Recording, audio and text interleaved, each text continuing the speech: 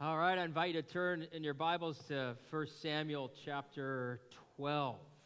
If you're visiting with us, we're going through the book of 1 Samuel. We kind of do a section, then we jump out and do something else. But we're right now in a time where we're going through just chapter by chapter, telling the story of 1 Samuel. And it's written by Samuel, who was the last judge of Israel. He's also a prophet. And so 1st and 2nd Samuel are named after him. And what really happens in these two books is you see the establishment of the monarchy and how that happened, and then what ends up happening after the first king, the second king, and then you get into 2nd Samuel, and we're off and running into all kinds of kings, and it's pretty wild. But we're in 1 Samuel chapter 12 today, and we just finished this little battle. Saul was anointed king, kind of mixed results. Some liked it, some didn't. They took a poll. They're like, eh. So they all went home. Then, somebody threatened to kill some of the Israelites, and then Saul did his first act as a king, rushed by the Holy Spirit, and rallied the troops. And Israel, 330,000 people, men, rallied together to come and fight for Israel, and they won it last week. And last week, the Spirit of God came in our services. It was a powerful time, an amazing time. And it makes sense because we're praying, God, would you bring revival? And when God brings revival, often it's when you're not expecting it. And there was nothing about last week that would have given you any indication. I mean, he didn't send an email to anybody saying, hey, this Sunday's going to be, and that's what God does when his people hunger and thirst for him. He comes and he shows himself. And so we're in a sweet time. If you're praying, keep praying for revival. God's moving in hearts. He's moving among us. And so today we're going into this story now of chapter 12. And I don't know how much you guys think about these things. I think when I was younger, when you're young and you're getting in your teens and 20s, you're just starting out. And you're looking at somebody who's like 50 and you're thinking they're older than dirt. And then when and I know because I was young. I remember that. Some of you were young and like, he was never young. He's just old all the time. And then you're thinking somebody that's past 50 is like older than the older people. I remember my dad turned 50. I thought he was so old. So old. And this past week, I turned 55. The double nickel, it's quite an interesting experience. But you get in your 20s, and I don't know if you've ever thought about what your legacy is going to be. In your 20s, all you're doing is acquiring. And it's actually identity. You're trying to figure out, who am I? Who am I going to marry? What kind of job am I going to have? What kind of career am I going to have? Who am I going to make? What kind of imprint on this planet am I going to make? Am I going to make a difference? What's my legacy going to be? And it's all dreams, right? Because you haven't done much, and you're ready to, and everybody keeps holding you back into school, and college is like, let me live. And that's the late teens, that's the 20s. 30s come along, and it's all of a sudden about acquiring. You're acquiring cars, you're acquiring house, you're acquiring a family, you got kids, right? You're acquiring bills, mortgages. You're acquiring a job, and now you're acquiring responsibility and influence, and you're building and building and building in your 30s, and you don't think much. You got your career, you got your legacy. It's like, now we're going. Now I can finally get somewhere. Let's go. And then you get in your 40s, and you're like, what have I just acquired? And in your 40s, you're like, oh my goodness, I have added way too much to my life. And what part of this do I really want to keep doing? And what part of this is killing me? And then it's relationships upon relationships and pressure upon pressure. And you got work and their pressure and home's pressure. And all of a sudden, all the commitments and all these things it starts to eat away at you. And if you haven't worked on the identity stuff, what you start to do is go, I don't like my life. And you see this in culture, and you go, I want a new life. And I want a new spouse. And I want a new car. And I want a new house. Right? And people start to have their midlife crisis because they're realizing the legacy that they are starting to build is not a legacy they want to live or they think they can sustain. So the 40s are that time, late 30s, 40s are this time into your 50s where you go, oh, I don't know about this legacy thing. Is this the legacy I want? Because you start getting knocked up with life, right? Hits from life. The job didn't work out the way it did. The career, the path, home life, the marriage, everything. It was way harder. It seemed so great in your 20s, and you get to your 50s, and now your 50s, you're set. You're going this direction. And decades is his book and his, you're set and you're going. And you're not really thinking yet retirement because it is the sweet spot. You've got enough wisdom. You still got lots of energy. And you're finally in this place where you're just rolling, and it's good.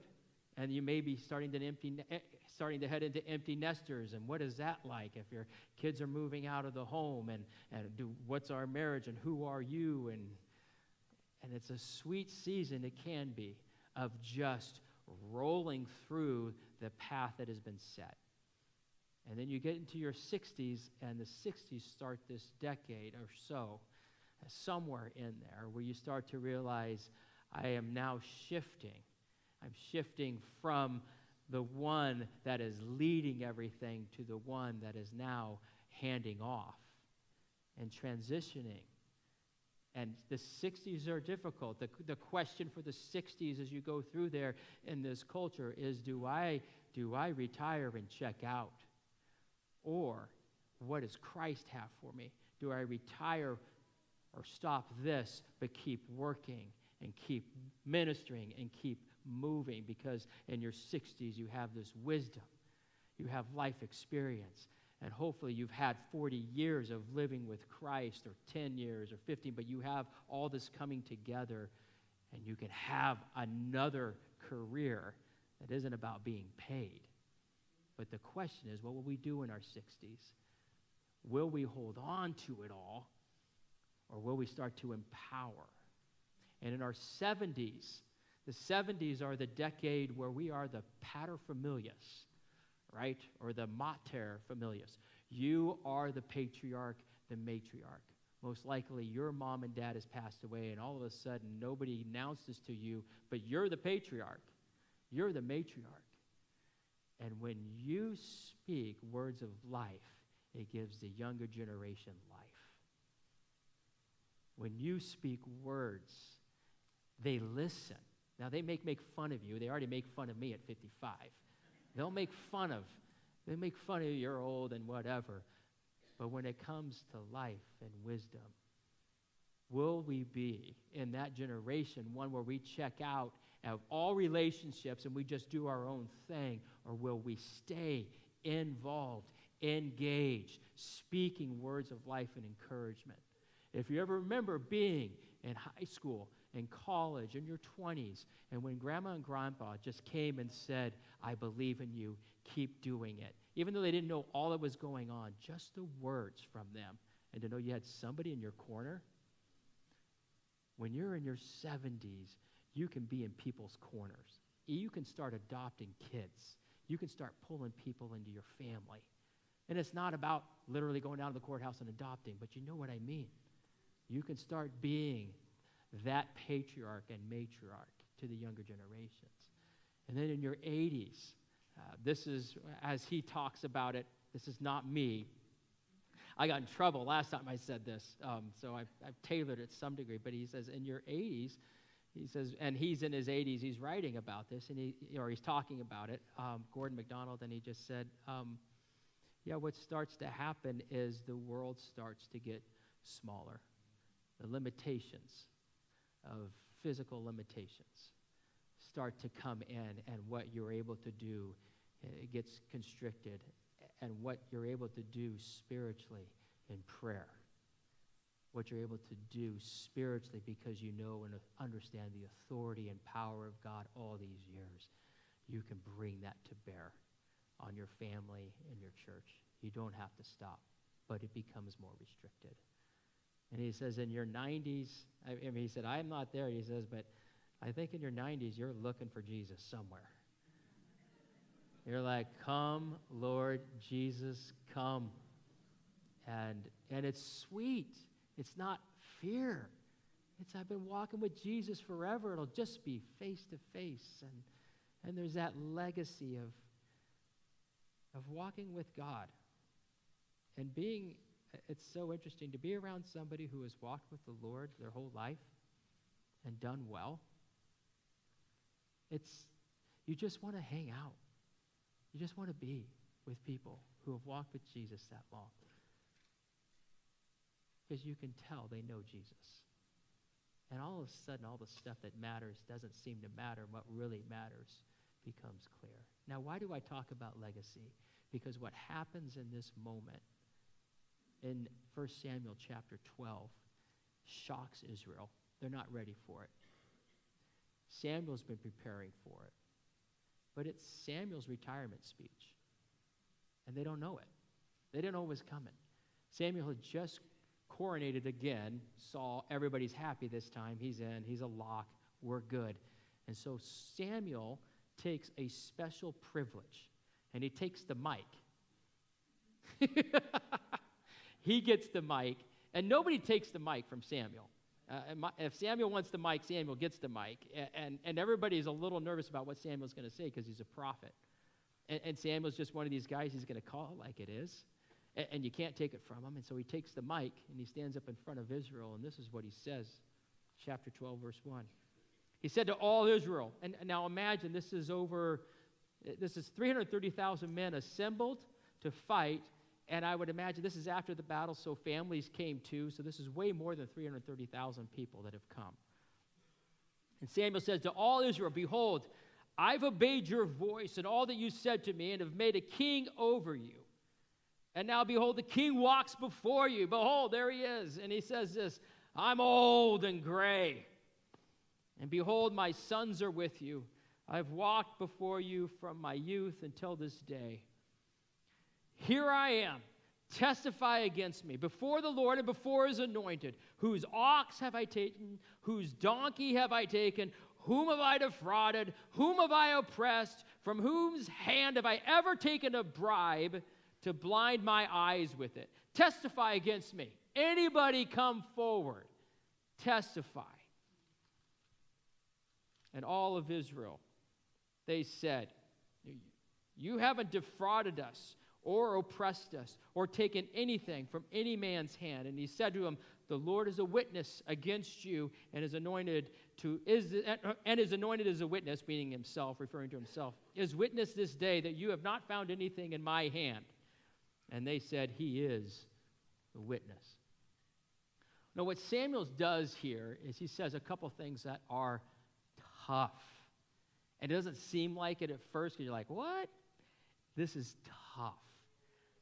He starts off and he says this, I've obeyed your voice. He's a judge, and not a judge like a local circuit, like a little county judge. He's like judge, like ruler, and he would rule in legal stuff, but he was used more than that to lead Israel into battle, lead all kinds of things. So judge in this sense is a huge, big position, big hat. He's also a prophet.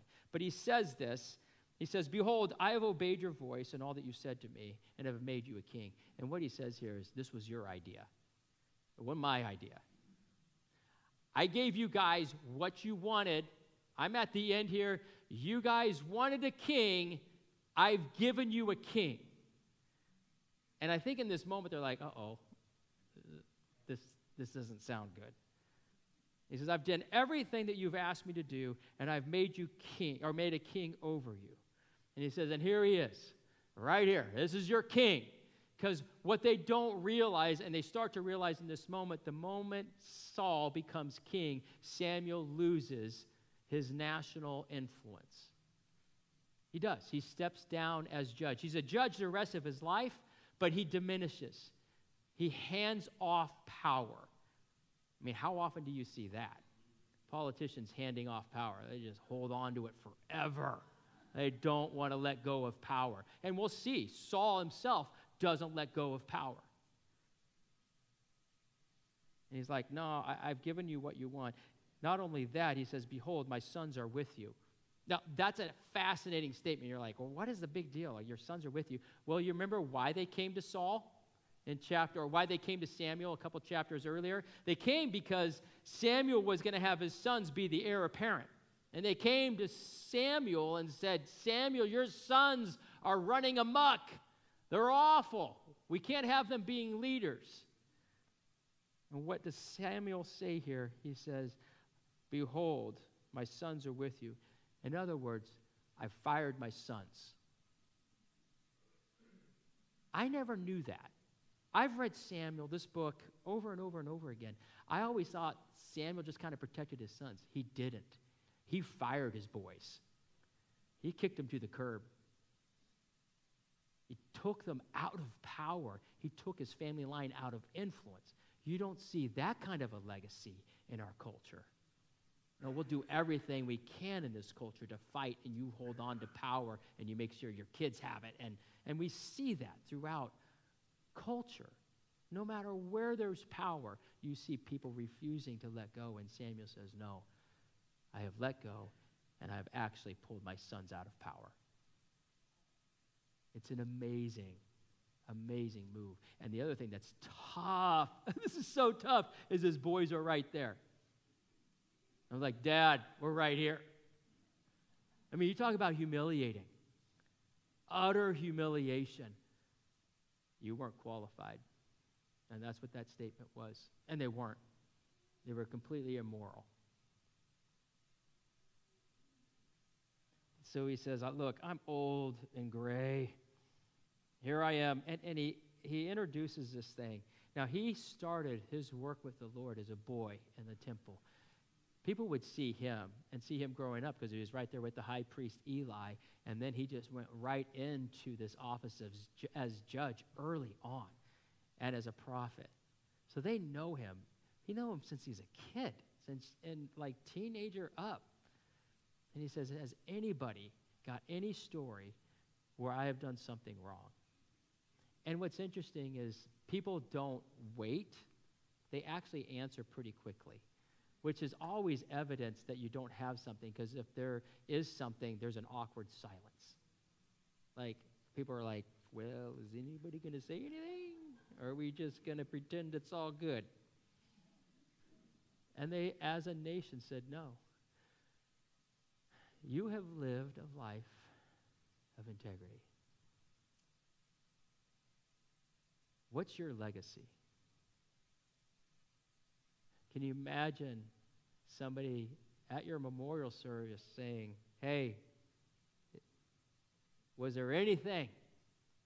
Did this person, she or he, defraud anybody? Right? Did she or he, you know what I mean? And then everybody's like, are we really going here? Are we really going to do this? What's your legacy?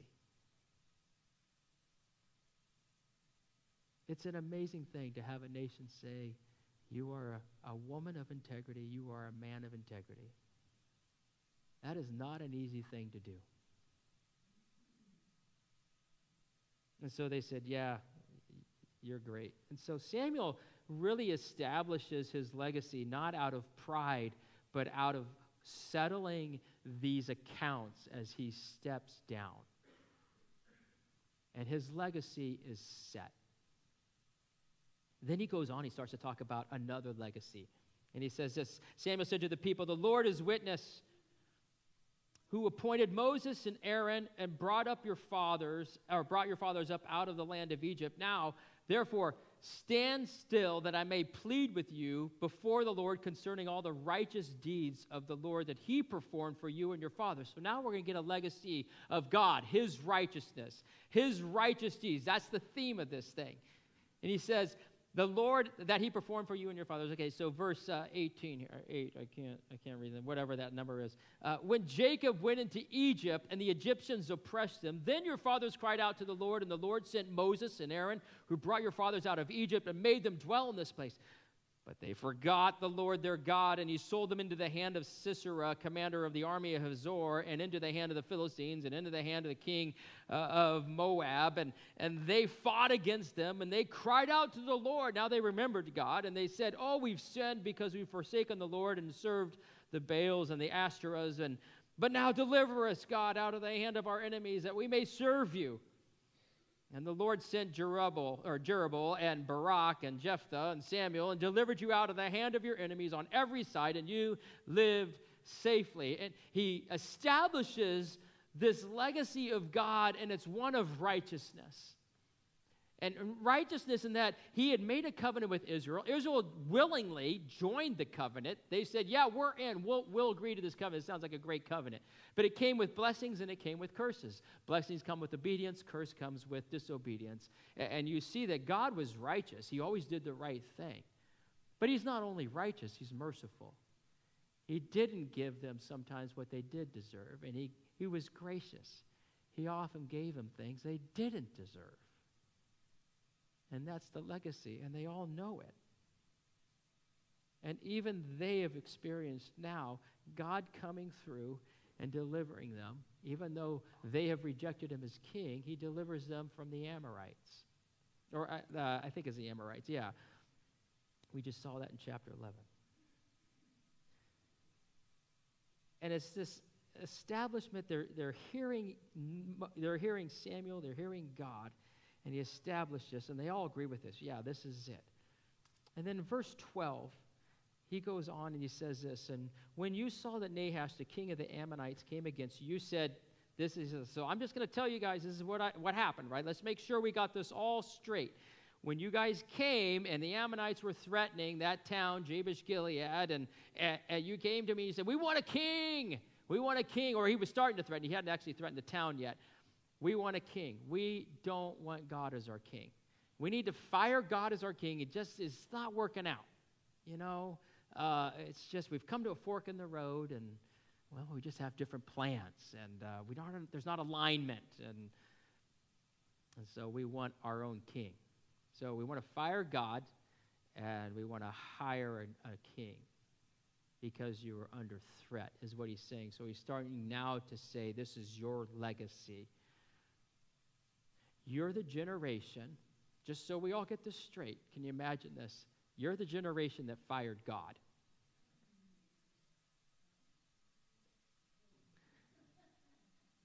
And you wanted this guy. This is your guy. You wanted the guy. You fired God because he wasn't good as a king. Just wasn't working out. And you wanted this guy. They will forever be the generation that fired God. Oof. That's tough. And he says, behold, the king you've chosen, for whom you've asked. Behold, the Lord has set a king over you. And in this moment, I think their hearts are like, uh-oh, what have we just done? Now, he said this a few months earlier, but it just didn't register. But for whatever reason, this day it was registering. And he says, so it's done. What's done is done. You fired God. You got yourself a new king. And he says here in verse 14, he starts to talk about now we've got to start creating a new legacy. And so he says this, if you will fear the Lord and serve him and obey his voice and not rebel against the commandment of the Lord, and if both you and the king who reigns over you will follow the Lord your God, it will be well. But if you do not obey the voice of the Lord but rebel against the commandment of the Lord, then the hand of the Lord will be against you and your king. So there's two different things. There's covenant language. That's still a part of this, the Abrahamic covenant and the Mosaic covenant. That's the covenant God gave to Moses, which they really signed up for, right? And there's also the monarchy establishment. You've got a charter that he already went through 3 months earlier, wrote this thing out, the thee shall and thou shalt not do. This is how the monarchy will happen. And so he doesn't really get into all of that. He just brings back covenant language and this government language of the monarchy. And the covenant language is just real basic. It's not complex. Just serve him. Just obey him. Don't rebel. Follow the Lord. And if you don't obey and you do rebel, well, you know the consequences. It's spelled out in the covenant. But I just think, sometimes I wonder about how we think about our lives and we overcomplicate or make it so complex, it's impossible. And Samuel just says, just serve God with all your heart. Just serve him. Obey his voice and don't rebel. And it's starting to register with them, I think, that they've probably made a bad decision here. And Samuel, to show them what they've done, because I think he's still mad.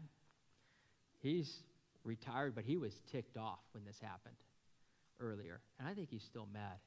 And he says, let me just show you so you guys understand what you just did. All right, y'all good with that? And they're like, well, you're taking us on this ride. I guess we're going to do it. And he says this in verse 16. Now, therefore, y'all stand still. Don't anybody move. We're not going anywhere today. And see this great thing that the Lord will do before your eyes.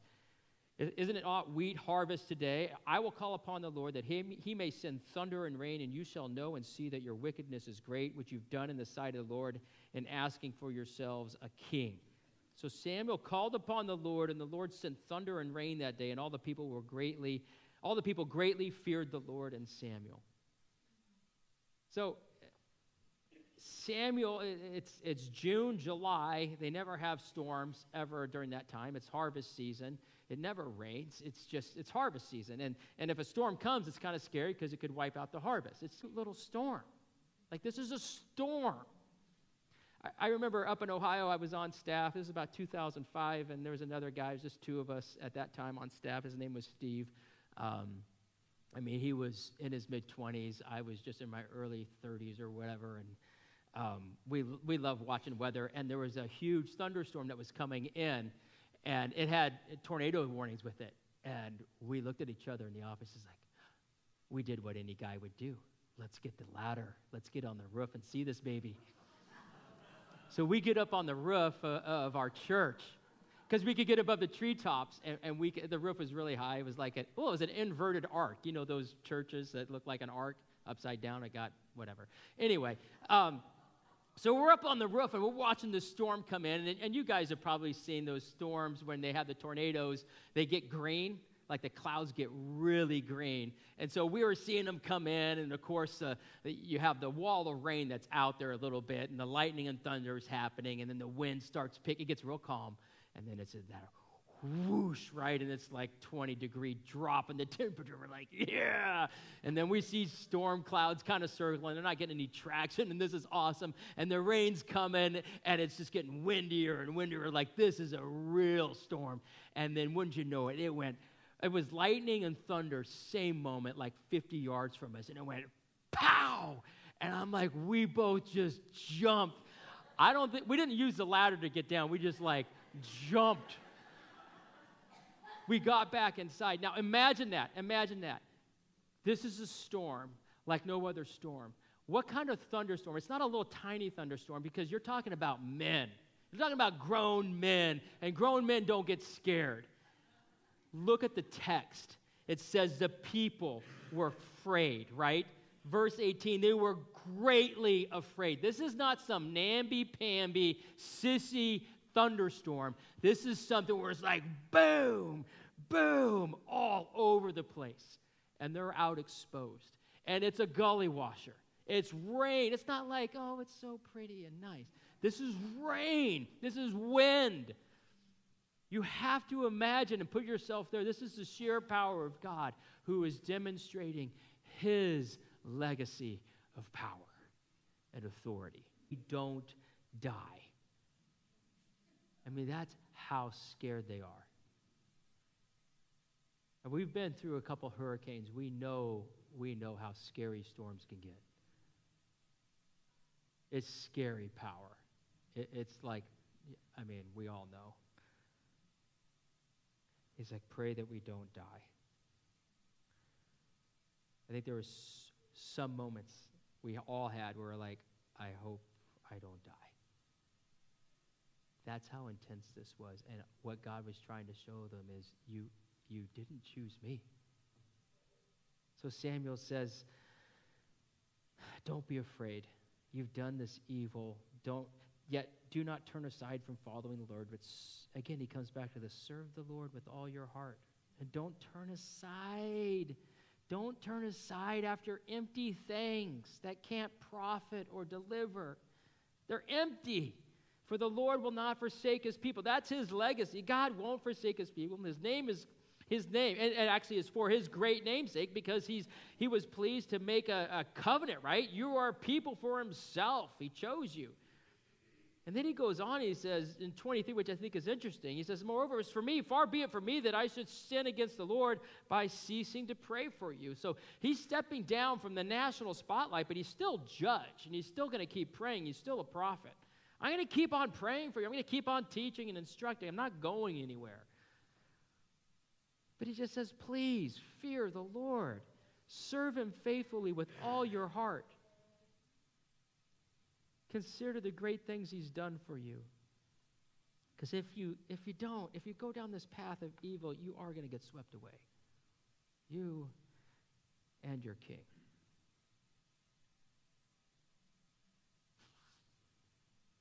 What's your legacy? One of the things I love as I read through the Bible is God always gives a chance for somebody to start a new legacy. I think that's one of my favorite things, is that people come to him at all ages and they literally change their life, and it's a new legacy since they encountered Christ. Thanks. And you could sit here and go, oh my goodness, it's not about a king, but it's about this. I have this instead of God now. And these are the people of God. So it's not like, oh, I stopped believing. But we know when we have exchanged God for other stuff.